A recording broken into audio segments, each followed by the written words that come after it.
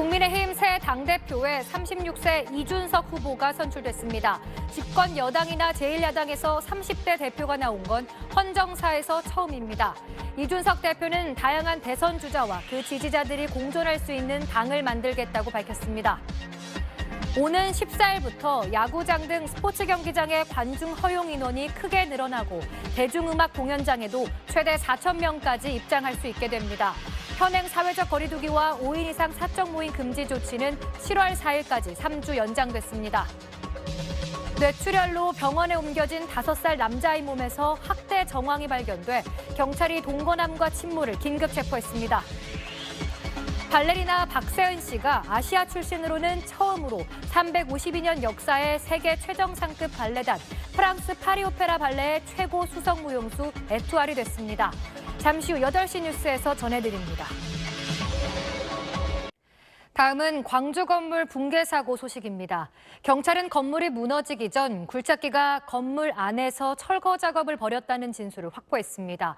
건물 안에는 철거 작업에 필요한 지지대도 설치하지 않았고 결국 굴착기 무게를 이기지 못하고 바닥이 내려앉으면서 건물이 무너진 걸로 보입니다. 한소희 기자의 단독 보도입니다. 이런 가운데 경찰이 철거 과정에서 불법 재하 도급이 있었는지 확인한 것으로 알려졌습니다. 특히 과거 철거왕으로 불렸던 업자가 운영했던 업체가 이번 철거 작업에 관여한 정황도 포착했습니다. KBC 이준호 기자의 단독 보도입니다. 지금부터 저희는 사고 당시 광주의 54번 버스 안에 갇혀있던 한 승객이 아들과 나눈 통화 내용을 전해드리려고 합니다.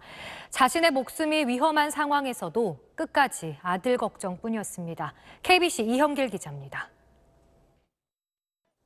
인천에서 5살 남자아이가 머리를 크게 다쳐 긴급 수술을 받았습니다.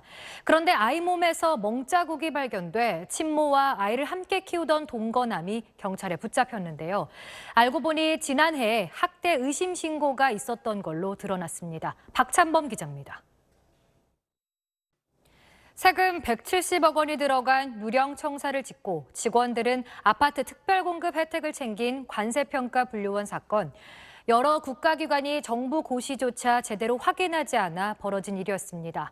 정부가 뒤늦게 수사를 의뢰했는데 특공 취소 여부는 아직 결정하지 못했습니다. 화강윤 기자입니다.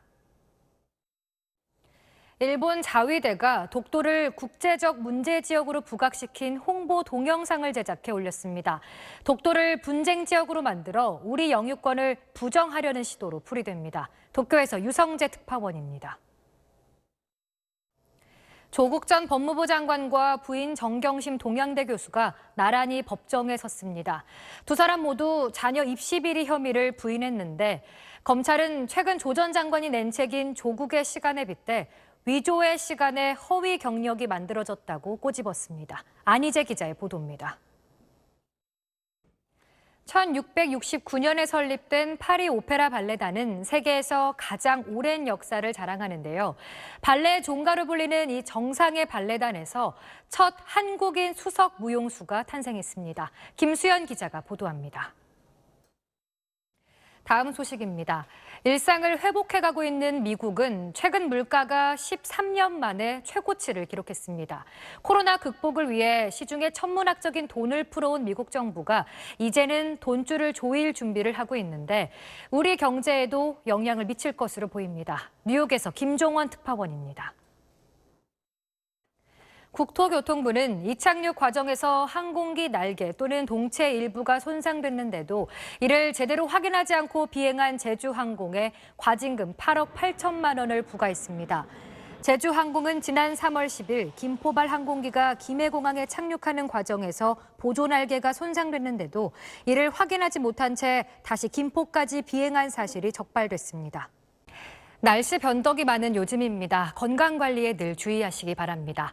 금요일 8시 뉴스 마칩니다. 시청해주신 여러분 고맙습니다.